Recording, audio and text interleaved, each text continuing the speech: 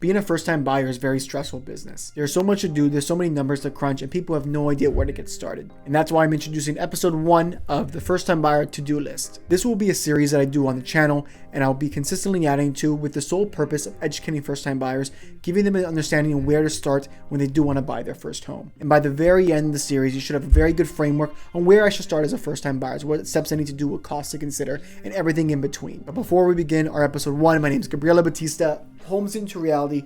I talk every single week about being a first-time buyer in Toronto with the sole intention, if you're ready to buy a year, 2 years, 5 years, 6 months, whatever that is, I want to educate you on the first-time buyer market in Toronto. So when you do buy that first home of yours, you can do so stress-free and with confidence. And if you're looking for support in the Toronto real estate market, my contact information is in the description.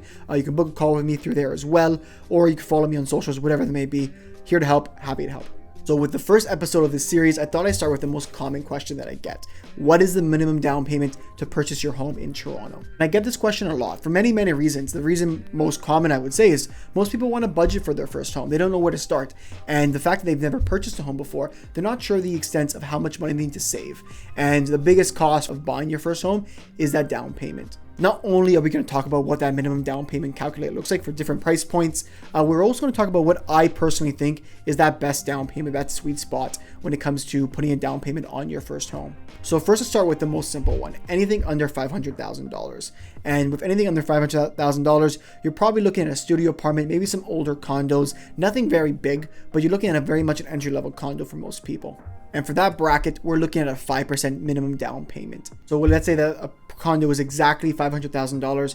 Your minimum down payment will be $25,000. Let's say that you're at $350,000. Your minimum down payment will be $17,500. So the math is simple. Get that purchase price between $0 and $500,000 and multiply it by 0.05. And that's your minimum down payment for properties under $500,000.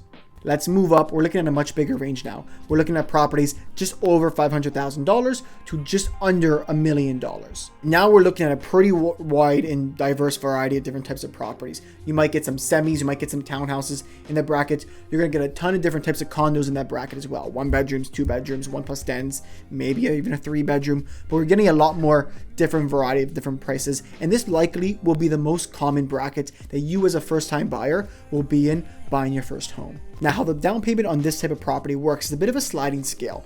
And the way it works is the first $500,000 for any property that we look at will be at 5%. No matter what, it'll be at 5%. So the math of that is actually pretty easy. For the first $500,000, it'll always be $25,000. And where it gets a little bit more difficult now is the remainder of that cost. So the condo is more than $500,000. Let's say it's $800,000. Let's say it's $300,000 extra there.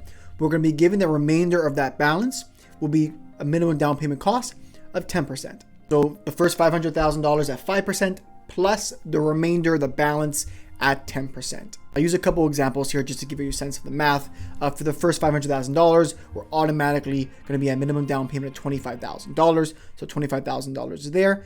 The balance of a $900,000 condo is $400K.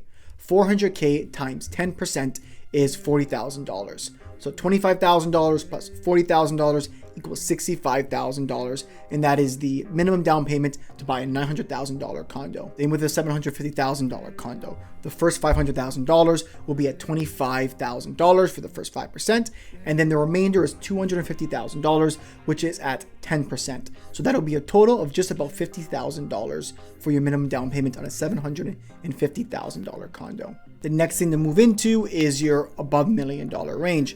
And for above $1 million, we're probably looking at your detached homes, some semi-detached homes. It may be a little bit above that first-time buyer product, but some people jump into that price point right away if they can, or they're in a circumstance where they can afford that amount right away. So the math gets very simple. For anything over $1 million, it's 20% flat. The moment you get to $1 million, it's 20% is your minimum down payment. Even though the math's pretty simple, I'll give you a couple examples.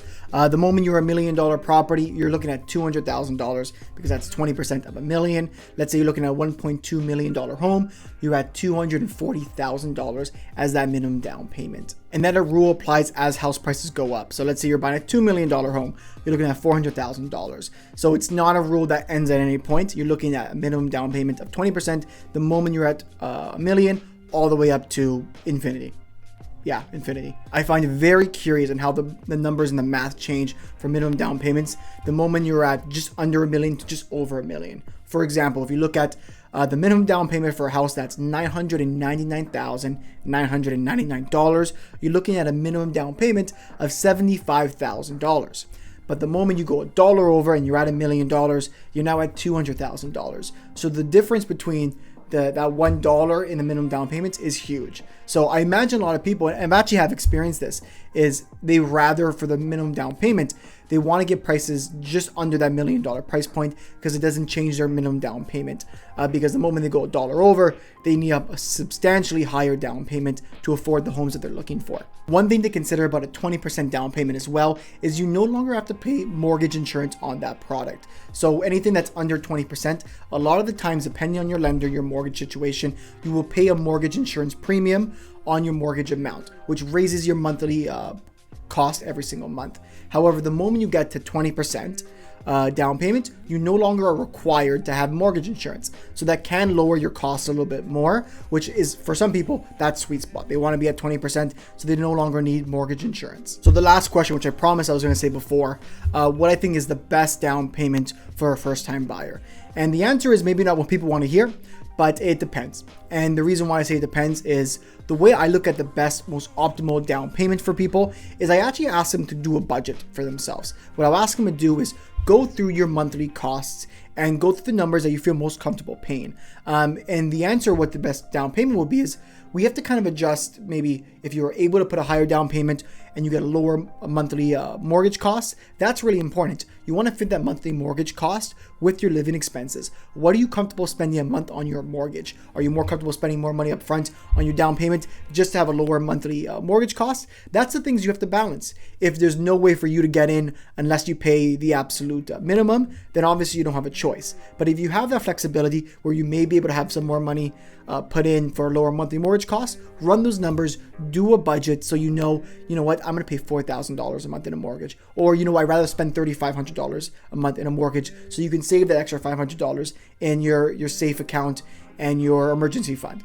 That might sound like a bit of a cop-out answer, I acknowledge that, but the idea is there's no best way to do anything in real estate. And anyone who tells you this is the best way to do things, they're wrong. They're full of it, because there's no best way when it comes to buying your first home. It's so situational to you, what you're going to look at. There's no best place to buy in Toronto. There's no best way to do anything. So that's episode 1 of your first-time buyer to-do list, getting you ready to buy your first home in Toronto. If you have any questions or any concerns or things you wanted me to cover next, let me know in the comments. I'll be doing these all across the few months, and we'll get a lot of these as time goes on, so I'm really excited to do that. And like I mentioned earlier, if you want to reach out to me, all of my information is in the description. You have my phone number, my email. If you want to book a call with me, you can do that as well through a link.